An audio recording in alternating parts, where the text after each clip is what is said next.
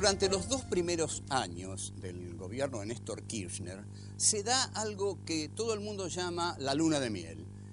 Son 2 años en los cuales Kirchner intenta una política de transversalidad e incluso intenta organizar casi un nuevo partido de centro-izquierda, pero se da cuenta que el aparato poderoso del PJ, si no está en sus manos, esto es lo que él piensa, él no tiene segura su presidencia. Entonces se dedica a apoderarse del aparato del PJ. Aquí empieza la etapa que podemos llamar el pejotismo de Kirchner. Es decir, apoderarse de ese aparato que es lo que el peronismo es hoy. El PJ es hoy un aparato que no tiene ideología, es un aparato para construir poder. El poder está ahí adentro. Consiste el poder en captar todo lo que uno pueda dentro de esa cosa, de ese corleonismo que es hoy el aparato justicialista, y quedarse con la parte que le dé más poder. Kirchner se mete en esos laberintos y ahí se produce una lucha que quizás nos remita a la filosofía de Thomas Hobbes. Hobbes decía que la existencia era la lucha de todos contra todos. Y esto es un poco lo que se da en el pejotismo, ¿no? La lucha de todos contra todos. Pero, sin embargo, Kirchner consigue fortalecer el Leviatán, es decir, el Estado. Una de las cosas más irritativas que hace Néstor Kirchner es fortalecer el Estado que Menem había destruido. ¿En qué sentido lo había destruido? Lo había destruido como elemento de intervención en la economía.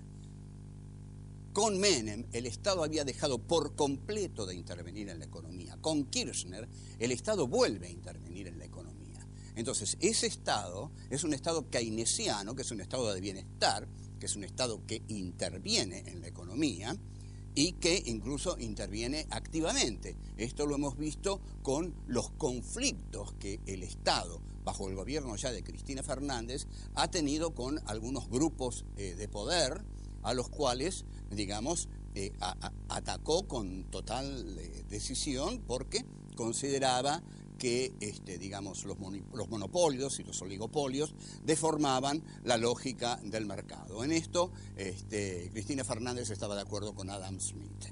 Ahora bien, cuando Néstor K. Se consagra al pejotismo, ahí deja de lado muchos de sus ideales, y sus 2 últimos años ya no son tan brillantes. Asume Cristina Fernández y al poco tiempo de asumir hay todo un bloque compacto opositor que reacciona con una virulencia excepcional, casi nunca vista, contra un gobierno que acababa de asumir.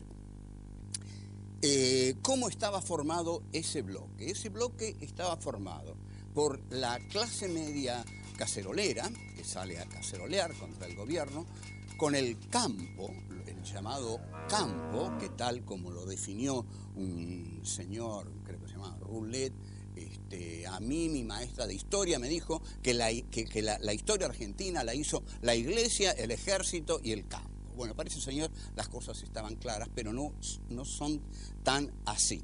Y el otro poder fundamental que se le añade a este bloque es el poder comunicacional.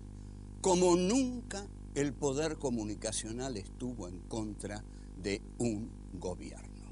¿Qué es lo que logra el poder comunicacional? Este tema me gusta muchísimo y a mí me encantaría dar un filosofía aquí y ahora 4 sobre el tema de el sujeto otro, el poder comunicacional y la colonización de la subjetividad. El poder comunicacional coloniza las subjetividades. ¿Qué es colonizar la subjetividad? Yo tengo una subjetividad, usted tiene otra, pero sin embargo, el poder comunicacional nos coloniza nuestras subjetividades, porque nos dice lo que tenemos que pensar, nos dice lo que tenemos que decir, nos dice lo que tenemos que leer, nos dice a dónde tenemos que ir, a dónde tenemos que comer, qué tipo de mujer nos tiene que gustar. Nos dice todo. Somos manejados por el poder comunicacional, que también nos dice si tenemos que odiar o no odiar a este gobierno o a cualquier gobierno. El poder comunicacional decidió que al gobierno de Cristina Fernández había que, en verdad, claramente, por decirlo, destituirlo. Surgió en defensa de ese gobierno, que en ese momento estaba en una situación muy débil, hubiera bastado un tanque solamente para que cayera. Surgió un grupo de intelectuales, de los mejores intelectuales del país, que se nuclearon alrededor de Carta Abierta y defendieron apasionadamente la estabilidad institucional, porque acá en realidad lo que nosotros queremos no es primordialmente la defensa de un gobierno. Quisiéramos que siempre un centenario en la Argentina, y los que puedan venir, si vienen, se festejen en democracia, se festejen sin el acecho de las fuerzas del golpe institucional, del golpe militar, que está muy sofocado porque, digamos, los militares están apartados de estas cuestiones, no quieren, creo, y estoy casi seguro, no quieren ser más utilizados para defender los intereses de otros sectores de la sociedad que no son ellos. Que no los usen más como instrumento para defender los problemas de otros. Entonces, están apartados. ¿Qué es lo que queda entonces? Queda una sociedad muy dividida. Por un lado, tenemos un proyecto que intenta redistribuir la riqueza, pero que lo logra muy difícilmente, porque tiene enfrente a muchos que no quieren distribuir la riqueza. No quieren. Entonces, ahí está el problema.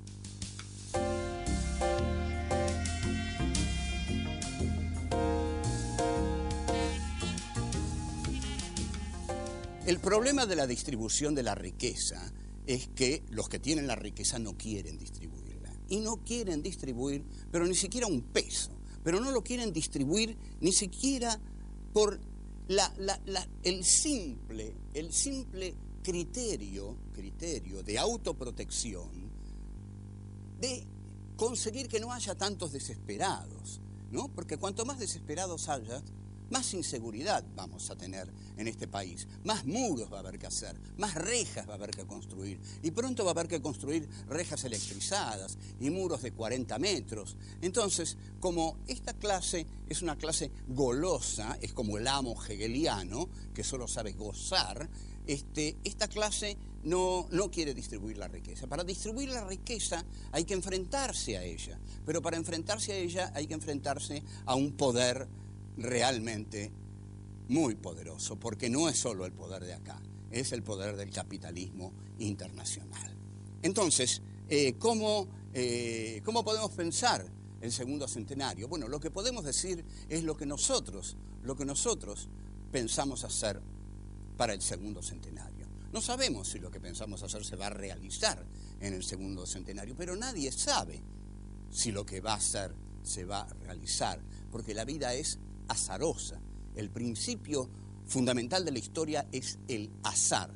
Puede ocurrir una cosa, puede ocurrir otra. Nosotros creemos que es fundamental que la Argentina llegue al segundo centenario diferenciándose claramente de la Argentina del primer centenario.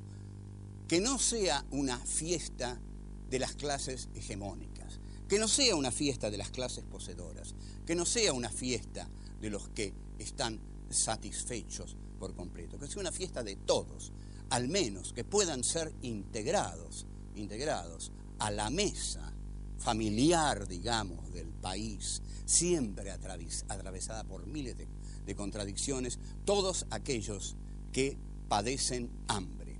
En realidad, nosotros no queremos un país injusto, no queremos un país desigual, no queremos un país con hambrientos.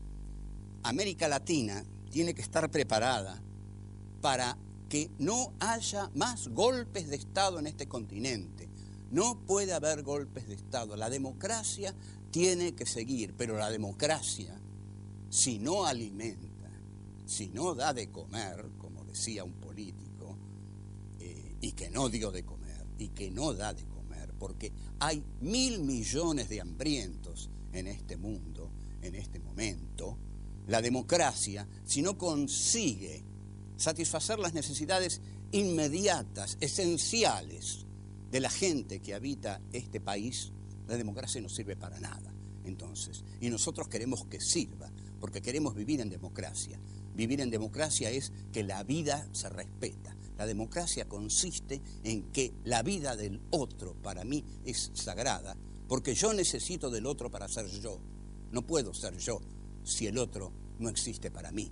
Entonces, esa democracia hay que sostenerla, hay que defenderla contra, si es contra los medios, si es contra el campo, si es contra la sociedad donde se juntan los dueños de las vacas, lo que sea, si es contra los corruptos también. No hay que admitir corruptos, nada de corrupción en la Argentina. No puede haber en el gobierno un solo corrupto, y si lo hay, a ese hay que echarlo, porque nosotros no podemos tolerar estar defendiendo, porque lo defendemos por convicción, porque lo otro es horrible, pero estar defendiendo algo que no se defiende a sí mismo. Entonces, por favor, si ustedes quieren que nosotros estemos ahí y luchando contra lo horrible que está del otro lado, nos tienen que dar una mano, y la basura que tienen dentro la echan, y ahí nos van a tener con más entusiasmo, con más esperanzas, del lado de las buenas causas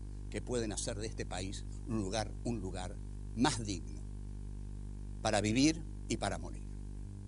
Chao.